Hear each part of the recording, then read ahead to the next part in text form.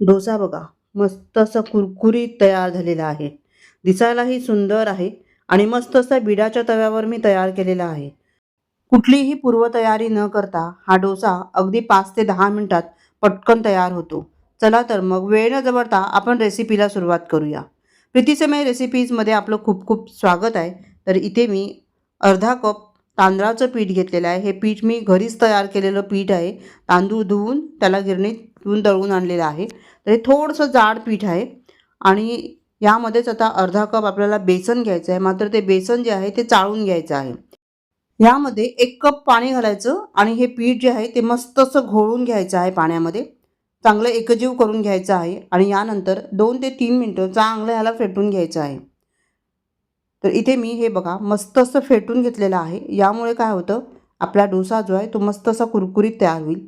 यामध्ये आता मी चवीनुसार मीठ घातलेलं आहे, पाव चमचा ओवा, पाव चमचा जिरं, थोडंसं हिंग घातलेलं आहे चिमूटभर आणि चिमूटभर यामध्ये हळद घालायची आहे आणि पुन्हा एकदा हे व्यवस्थित मस्त असं घोळवून घ्यायचं आहे. चांगलं मिक्स करून घ्यायचं. मिक्स करून झालं की यामध्ये आपल्याला काही भाज्या घालायच्या आहेत. तर इथे बघा 2 चमचे कांदा, 2 चमचे टोमॅटो, 2 मिरची आणि 2 चमचे बारीक चिरलेली कोथिंबीर. इतकंच आपल्याला घालायचं आहे. जास्त भाज्या ह्यामध्ये घालायच्या नाही आहेत किंवा पिठापेक्षा जास्त इथे आपल्याला ह्या भाज्या घालायच्या नाही आहेत. ह्यामध्ये तुम्ही गाजरही घालू शकता, पण ते थोडंसं प्रमाणात घाला. आणि इथे सर्व मी ह्या पिठामध्ये घातलेलं आहे. आता पुन्हा एकदा ह्याला व्यवस्थित मिक्स करून घ्यायचं. बघा कुठलीही आपण पूर्वतयारी न करता अगदी 5 ते 10 मिनिटामध्ये हा डोसा तयार करून घेऊ शकतो. आता यामध्येच 1 कप पाणी आपल्याला पुन्हा घालायचं आहे. पण इथे मी पहिलं अर्धा कप पाणी घातलेलं आहे. पुन्हा एकदा मिक्स करून घेते आणि उरलेलं अर्धा कप पाणी आपण नंतर घालणार आहोत. तर इथे बघा कन्सिस्टन्सी बघून घ्यायची आणि हे राहिलेलं अर्धा कप पाणी आपण पुन्हा घातलेलं आहे. एकूण 2 कप पाण्याचा वापर मी इथे केलेला आहे. आणि आता हे बॅटर जे आहे ते मस्त असं तयार झालेलं आहे. तर हे विश्रांतीला तुम्ही ठेवलं किंवा करताना थोडासा उशीर झाला तर त्याप्रमाणे तुम्ही ह्यामध्ये पाणी वापरू शकता. आता इथे मी बिडाचा तवा घेतलेला आहे आणि ह्यावर तेल घातलेलं आहे. चांगला मस्त कडकडीत गरम करून घ्यायचा आणि कांद्याने ह्याला मी व्यवस्थित तेल जे आहे ते पसरवून घेते, म्हणजे डोसा जो आहे तो व्यवस्थित निघतो. कारण हा जो तवा आहे तो माझा नवीन आहे, याला जास्त सवय नाही आहे, त्यामुळे सवय आपण करून घेऊया. तरी ते तेल मस्त असं व्यवस्थित पसरवून झालेलं आहे. आता बॅटर जे आहे ते मस्त असं घोळवून घ्यायचं, कारण खाली सगळं पीठ बसतं आणि वरती पाणी तयार होतं. त्याच्यामुळे प्रत्येक वेळेला पीठ जे आहे ते घोळून घ्यायचं आहे आणि अशा पद्धतीने बघा मस्त असा हा डोसा पसरवून घ्यायचा आहे.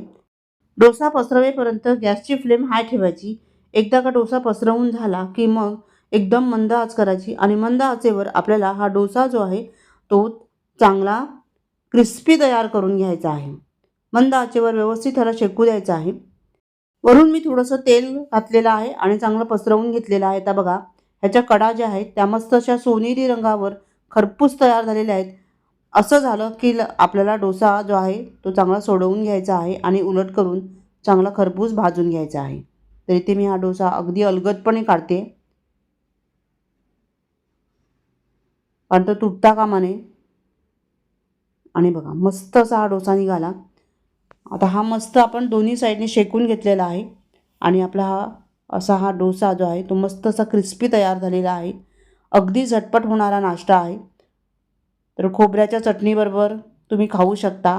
चटणी नसेल तर नुसताही खूप स्वादिष्ट लागतो हा डोसा. एकदा नक्की ट्राय करून बघा. रेसिपी आवडली तर लाईक आणि कमेंट करायला मात्र विसरू नका. तर इथे मी आता नारळाची चटणी तयार करून घेतलेली आहे आणि याच पद्धतीने आपण दुसरा एक डोसा तयार करून घेतलेला आहे. बघा मस्त असे हे डोसे तयार होतात.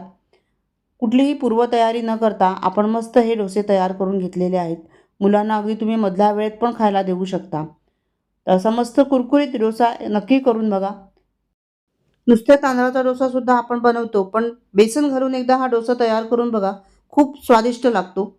आणि इथे तुम्हाला दाखवते बघा मस्त अशी त्याला जाळी पडलेली आहे आणि छान कुरकुरीत तयार झालेला आहे. सकाळ सकाळ जर तुम्हाला असं कुरकुरीत डोसा मिळाला नाश्त्यासाठी तर कोणाला नको आहे.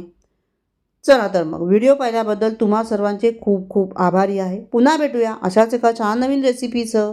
तोपर्यंत धन्यवाद. Bye bye.